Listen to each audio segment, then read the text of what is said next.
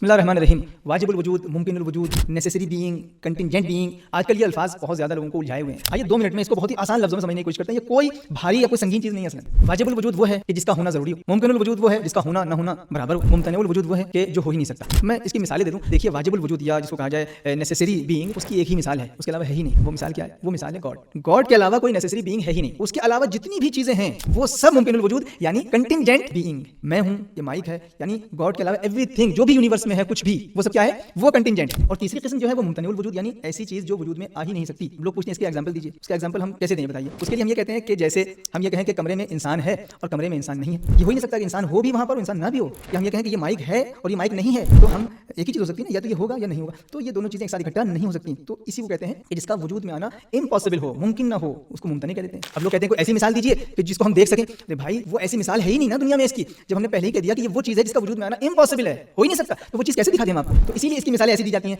कि एक ही चीज को आप कहें ये है भी और नहीं भी है, ये इम्पॉसिबल है, यानी इसको आप सिर्फ इमेजिन कर सकते हैं। ये सब ये खारिज में और बाहर आपको दिखाई नहीं देगी। तो कुल मिलाकर दो चीजें बचती हैं, या वाजिबुल वजूद या मुमकिनुल वजूद। वाजिब वो जो खुद से हो और मुमकिन वो जो किसी दूसरे की वजह से। जो खुद से हो वो सिर्फ एक है, गॉड। उसको आप गॉड कह लें, उसको भगवान कह लें, सुपर नेचुरल पावर कह लें, उसको कोई भी नाम दे दें, कुछ भी नाम दे दें, वो आपके ऊपर है। लेकिन वो एक से ज्यादा नहीं हो सकता। उसके अलावा जो कुछ है वो सब आएगा कंटिंजेंट बीइंग्स में, यानी मुमकिन है सब। या दूसरे लफ्जों में कहा जाए, जो खुद से हो वो वाजिबुल वजूद और जो किसी की वजह से हो वो मुमकिनुल वजूद। तो अब आपको पता चल गया कि इम्पॉसिबल वजूद वो हो ही नहीं सकता, कंटिंजेंट यानी मुमकिन, मुमकिन वाला लातादाद है, यानी नेसेसरी के अलावा जो कुछ है वो सब कंटिंजेंट है, और नेसेसरी बीइंग जो है वो एक है।